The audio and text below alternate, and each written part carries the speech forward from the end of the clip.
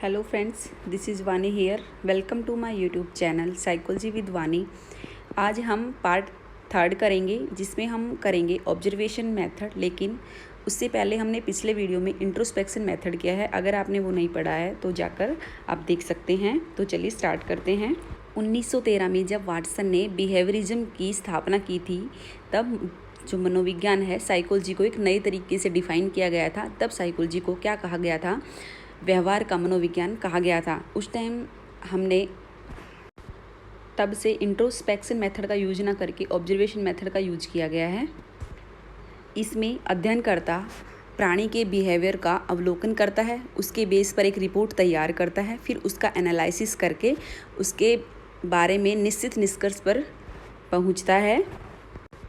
इसमें जो अध्ययनकर्ता होता है वो दो तरीके से प्राणी का अवलोकन करता है, एक्सटर्नल बिहेवियर और इंटरनल बिहेवियर। एक्सटर्नल बिहेवियर में दौड़ना, रोना, खेलना, या फिर जो और इंटरनल जो बिहेवियर होता है उसमें जो ब्लड प्रेशर होता है, जो हमारी हार्ट बीट होती हैं, उन सब का ऑब्जर्व करता है।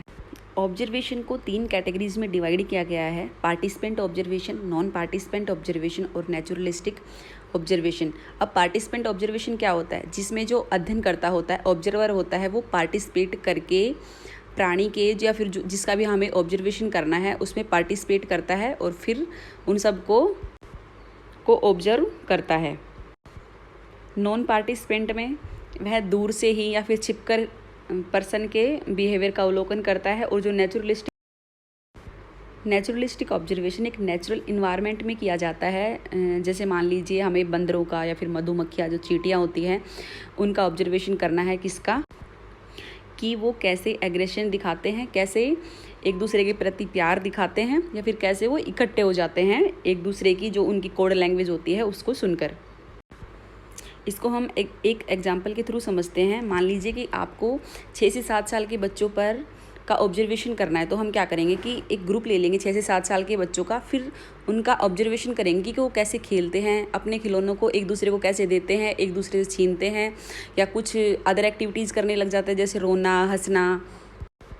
फिर लास्ट में अध्ययन करता इस कंक्लूजन पर पहुंचता है कि कौन सा बच्चा सबमिसिव है या फिर कौन सा बच्चा डोमिनेंट है।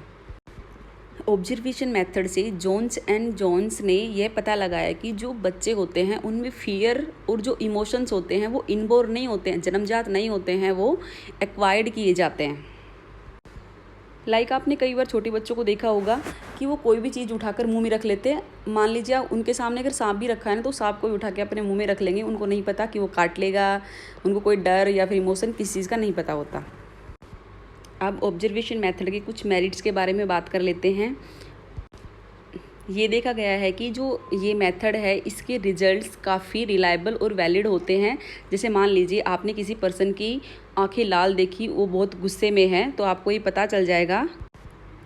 मान लीजिए कोई पर्सन किसी सिचुएशन में ज़ोर ज़ोर से बोल रहा है और उसकी आंखें लाल हैं, तो आप ऑब्जर्व करके ये पता कर सकते हो कि जो पर्सन है उसको बहुत ज़्यादा गुस्सा आया हुआ है। इस मेथड की ख़ास बात यह है कि इसमें एक साथ बहुत सारे लोगों का आप ऑब्जर्वेशन कर सकते हैं, अध्ययन कर सकते हैं। इस विधि का यूज हम छोटे छोटे बच्चे, वयस्क, या फिर जो अपाहिज होते हैं, या फिर मेंटली रिटार्डेड पर्सन होते हैं, या फिर एनिमल्स पर हम इजीली इसका यूज कर सकते हैं। इस विधि का जो सबसे बड़ा दोष है वो ये है कि जो अध्ययन करता है या फिर जो ऑब्जर्वर होता है, अगर वो पहले से ही बायस है या फिर उसने पहले से अपनी थिंकिंग बनाई हुई है किसी चीज़ को लेके, तो वो सही ऑब्जर्वेशन नहीं कर सकता। तो उससे क्या होगा, जो इस विधि के रिजल्ट्स हैं वो वैलिड नहीं रह पाएंगे। सेकेंडली, इसमें पर्सन की मानसिक क्रियाओं के बारे में जानने की कोशिश की जाती है। जैसे मान लीजिए कि आपने किसी गाँव में देखा कि जो लेडीज़ें होती हैं, जो फीमेल्स होती हैं, वो एक दूसरे से बहुत दिनों बाद मिलती हैं, तो वो रोक कर एक दूसरे से अपनी खुशी दिखाती हैं। लेकिन आप क्या मानोगे कि उनको कोई दुख है या तकलीफ़ है जिस वजह से वो दोनों रो रही हैं। सभी मेथड्स के कुछ डीमेरिट्स, कुछ मेरिट्स होते हैं, लेकिन ओवरऑल इस मेथड को ग्रुप बिहेवियर के रूप में बेस्ट माना गया है। फ्रेंड्स, नेक्स्ट वीडियो में हम एक्सपेरिमेंटल मेथड करेंगे। तब तक के लिए till then bye bye, take care.